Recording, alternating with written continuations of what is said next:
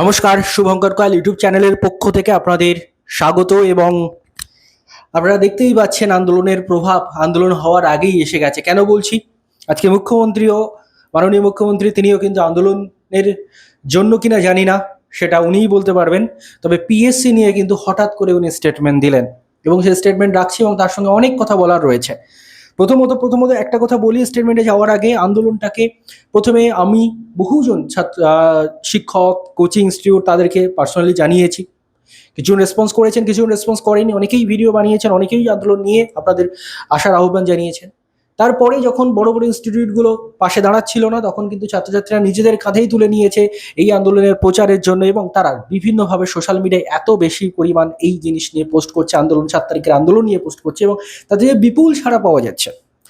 সেটা যে সরকারকে ভাবিয়েছে সেটা নিয়ে কোনো দ্বিমত নেই। কারণ আমি কিছু স্টেটমেন্ট, আজকে মাননীয় মুখ্যমন্ত্রী কিছু স্টেটমেন্ট দিলেন, সেটা আমি আপনাদের আগে শোনাবো, তারপরে আমি আপনাদের সঙ্গে আলোচনায় আসবো এই বিষয়ে। আপনারা শুনুন এক্স্যাক্টলি উনি কি স্টেটমেন্ট দিলেন। খুব গুরুত্বপূর্ণ স্টেটমেন্ট কিন্তু উনি দিয়েছেন আজকে, শুনুন। করে এটা প্রথম আইন এনেছে বিধানসভায়, পরে সুপ্রিম কোর্ট 8ই জুলাই খুলেছে। লম্বা সামার ভ্যাকেশন চলে সুপ্রিম কোর্টে, ওখান থেকে এক্সিট করে এসেছি। পিএসসি তে পার্টির লোক ছিল, তাড়িয়েছি। এখানে আমি একটা কথা মাননীয় মুখ্যমন্ত্রীর প্রতি সম্মান রেখে আমি বলছি, উনি বলছেন পিএসসি তে পার্টির লোক ছিল, তাড়িয়ে দিয়েছি। কাকে তাড়িয়েছেন পার্টির লোক? আপনি নিজে পোস্ট করেছিলেন, আমি খুব যদি ভুল করে না থাকি ইলেকশনের মধ্যেই আপনি পোস্ট করেছিলেন, ভবানীপুর নির্বাচনী ক্ষেত্রের প্রচারের সময় পোস্ট করেছিলেন। সেখানে তৎকালীন মুখ্যমন্ত্রী মমতা বন্দ্যোপাধ্যায়ের পাশে বসেছিলেন কে? বসেছিলেন পিএসসির মেম্বার দিগন্ত বাগচি, যিনি একজন টলিউডের অভিনেতা, যার পিএসসি মেম্বার হওয়ার কোনো যোগ্যতার মাপকাঠিতে, শিক্ষাগত যোগ্যতা বা যাই কিছু বলুন, তিনি একজন টলিউডের অভিনেতা প্রথমত। দ্বিতীয়ত, বর্তমান মুখ্যমন্ত্রী মাননীয় শুভেন্দু অধিকারী মহাশয়, তিনি নিজে টুইটারে পোস্ট করেছিলেন যে ওই মমতা বন্দ্যোপাধ্যায়ের পাশে নির্বাচনী প্রচারে একসঙ্গে প্রচার করছে দিগন্ত বাগচি। তাহলে তিনি পলিটিক্যাল লোক নন আপনার মত অনুযায়ী? তিনি এখনো কি করে পিএসসির মেম্বার আছেন? বর্ণালী মুখার্জি, শ্রীমতী বর্ণালী মুখার্জি, তিনি কি করে পিএসসির মেম্বার আছেন? অ্যান্ড আরেকজন হচ্ছেন সম্ভবত, নামটা আমি ভুলে যাচ্ছি, ইনি তো বহু আগে থেকেই রয়েছেন এবং এখনো পর্যন্ত রয়েছেন, তিনি হলেন 26 সিদ্ধার্থ গাফফার। ইনিও তো পলিটিক্যাল কানেকশনের লোক। তাহলে আপনি পলিটিক্যাল লোকদের পিএসসি থেকে তাড়িয়ে দিয়েছেন এবং তবু কতটা যুক্তিযুক্ত আমি জানি না, এটা নিয়ে আপনি আশা করি ভাববেন, আমি সেই অনুরোধ আপনার কাছে রাখি। দ্বিতীয়ত, পিএসসি নিয়ে আরো গুরুত্বপূর্ণ স্টেটমেন্ট দিয়েছেন, সেটা আমরা শুনে নিই। প্রথমত, অনিল বার্মার মতো অনেস্ট আইএএস অফিসারকে করেছি। ওনার ফ্যামিলির সম্ভবত মাতৃবিয়োগ হয়েছিল, উনি কাল থেকে জয়েন করবেন। ইন্টারভিউ প্রসেস সেপ্টেম্বরে দেখবেন লাস্ট উইক থেকে চালু হয়ে গেছে। আমরা কেউ ইন্টারফেয়ার করবো না। আপনি কখনো ভাবতে পারেন? শুনলেন আপনারা? আমি আরো একবার রিপিট করি, এই জায়গাটা আপনাদের শোনার দরকার রয়েছে মনে করি আমি। শুনুন আরো একবার আপনারা। করে এসেছি, পিএসসি তে পার্টির লোক ছিল, তাড়িয়েছি। অনিল বার্মার মতো অনেস্ট আইএএস অফিসারকে করেছি। ওনার ফ্যামিলির সম্ভবত মাতৃবিয়োগ হয়েছিল, উনি কাল থেকে জয়েন করবেন। ইন্টারভিউ প্রসেস সেপ্টেম্বরে দেখবেন লাস্ট উইক থেকে চালু হয়ে গেছে। আমরা কেউ ইন্টারফেয়ার করবো না।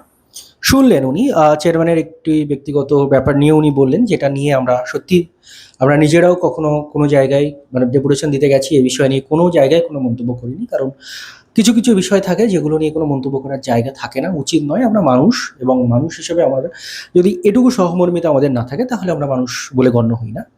প্রত্যেকের ফ্যামিলি ম্যান, এবং তার মাতৃবিয়োগ সম্ভবত হয়েছে, তার জন্য তিনি ছুটিতে আছেন, এখনো জয়েন করেননি পিএসসিতে, এমনটা মাননীয় মুখ্যমন্ত্রীও জানালেন। এবং এরকম আভাস আমরা বিভিন্ন জায়গা থেকে আপনারাও পেয়েছিলেন। সেই জন্য আমরা ডেপুটেশনে এই বিষয়ে আমরা কোনো কথা বলিনি, কারণ এরকম একটা সিরিয়াস বিষয় নিয়ে আমাদের কোনো কথা বলার অধিকারও নেই, এবং মানুষ হিসেবে তো অধিকার নেই।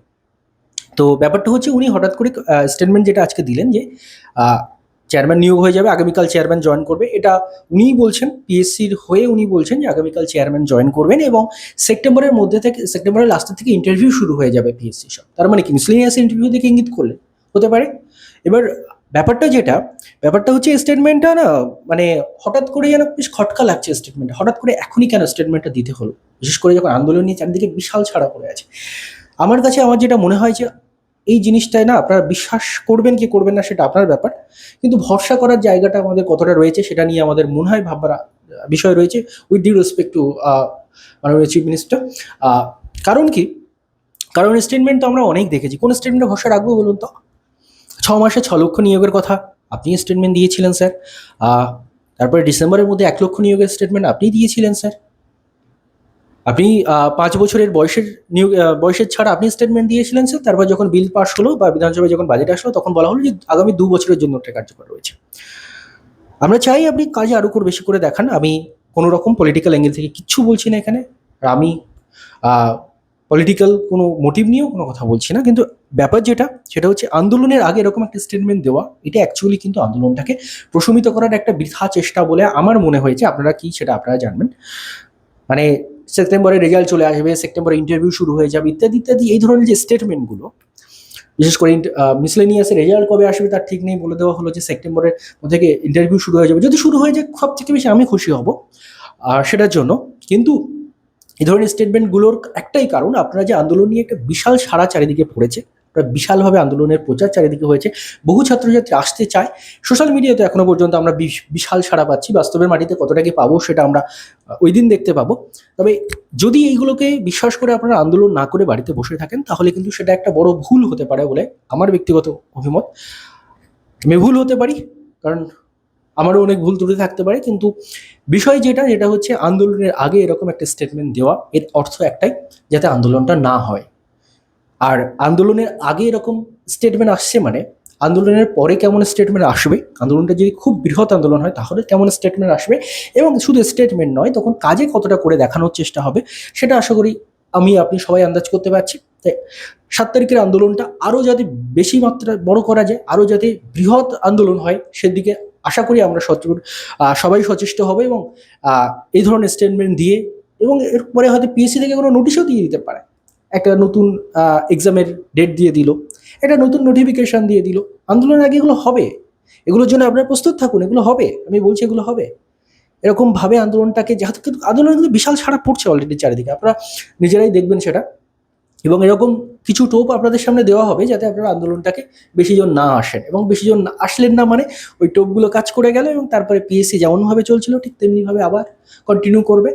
তাই আন্দোলনটাকে আপনারা প্রত্যেকে আসুন, আরও বেশি মাত্রায় আসুন, এবং মাননীয় মুখ্যমন্ত্রী, ওনার প্রতি রেসপেক্ট রেখেই বলছি, উনি আন্দোলনের আগে যখন এরকম স্টেটমেন্ট দিচ্ছেন, আন্দোলনের পরে হয়তো আমরা আরও ভালো স্টেটমেন্ট ওনার থেকে আশা করবো, এবং আমরা তো ওনার কাছে দাবি রাখতেই যাচ্ছি, আমরা তো ওনার সঙ্গে যুদ্ধ করতে যাচ্ছি না, কেউ যাচ্ছে কি আপনাকে যুদ্ধ করতে, আমরা তো শান্তিপূর্ণভাবে, নিরস্ত্রভাবে জাস্ট জমায়েত করে আমাদের দাবিটুকু উত্থাপিত করতে যাচ্ছি, ওনার প্রতি ভরসাটাকেই তো যাচ্ছি।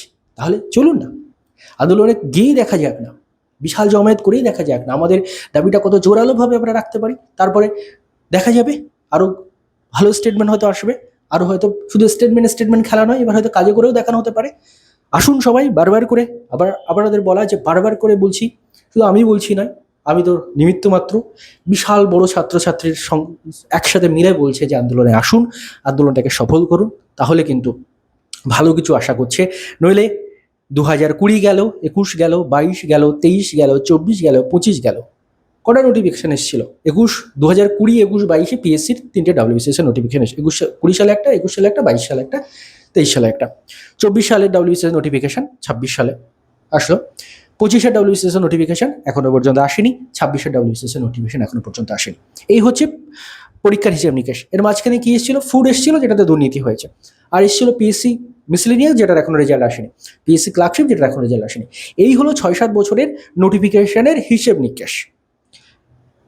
2026 সালে কি এসছে? মিসলেনিয়াস এসছে শুধুমাত্র, আর কোনো নোটিফিকেশন আসেনি। 2026 সালে কিসের রেজাল্ট এসছে? কোনো রেজাল্ট আসেনি। এবং এই দেখতে দেখতে 2026 সালটাও কেটে যাবে যদি না আপনারা এখনো পর্যন্ত সতর্ক হন, সচেষ্ট হন। আর আন্দোলনের আগে যখন মাননীয় মুখ্যমন্ত্রীর মতো এত হাই লেভেল থেকে স্টেটমেন্ট আসছে, তার মানে আন্দোলনটাকে সরকারও গুরুত্ব সহকারে নিচ্ছে, এটুকু বুঝতে আমাদের কোনো অসুবিধা হয় না। তাই আন্দোলনটাকে যদি বড় করতে পারেন, সরকার এটাকে অবশ্যই গুরুত্ব দিয়ে দেখবে, এবং সেই অনুযায়ী আমাদের যে দাবি সেটা নিশ্চয়ই পূরণ হবে। ধন্যবাদ আপনাদের সবাইকে, এবং 7 তারিখ আগামী 7ই সেপ্টেম্বর বেলা 11টায় পিএসসির সামনে সবাই হাজির হন। যারা দূর থেকে আসবেন, অনেকে ঠিকানা নিয়ে কনফিউজড এখনো পর্যন্ত, যারা শিয়ালদা থেকে আসবেন, শিয়ালদা থেকে বজবজ লোকাল ট্রেন ধরবেন, ধরে টালিগঞ্জ স্টেশনে নামবেন, টালিগঞ্জ স্টেশন থেকে হেঁটে 5 মিনিট। যারা মেট্রো করে আসবেন, তারা হচ্ছে মেট্রো করে যারা আসবেন তারা রবীন্দ্র সরোবর মেট্রো স্টেশনে নামবেন, সেখান থেকে হেঁটে 5 মিনিট। যারা বাসে করে আসবেন মুদিয়ালি বাস স্টপে নামবেন, সেখান থেকে একদম সামনেই পিএসসি।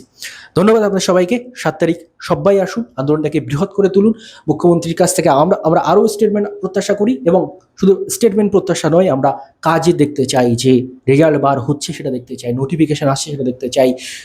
6 মাসে 6 লক্ষ নিয়োগ, ডিসেম্বরের মধ্যে 1 লক্ষ নিয়োগ, এই যে প্রতিশ্রুতিগুলো ছিল সেগুলো পূরণ হতে দেখতে চাই। এর বেশি আমরা কিচ্ছু চাই না। আমরা চাই না যে কোনো বিরোধী রাজনীতি সেখানে করতে যাচ্ছি, কিচ্ছু করতে যাচ্ছি না। আমরা ছাত্রছাত্রী, সাধারণ পরীক্ষার্থী, আমরা শুধু চাই আমাদের সময় মতো পরীক্ষাগুলো হোক, সময় মতো নোটিফিকেশানগুলো আসুক, সময় মতো রেজাল্টগুলো আসুক।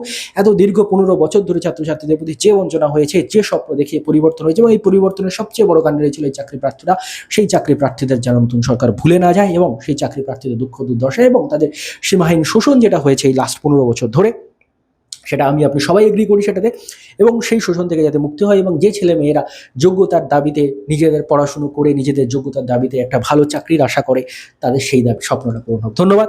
7 তারিখ সবাই আসুন পিএসসির সামনে, পিএসসি মহা আন্দোলন 7 তারিখ সকাল 11টা, 7 সেপ্টেম্বর সকাল 11টা পিএসসি অফিসের সামনে। ধন্যবাদ।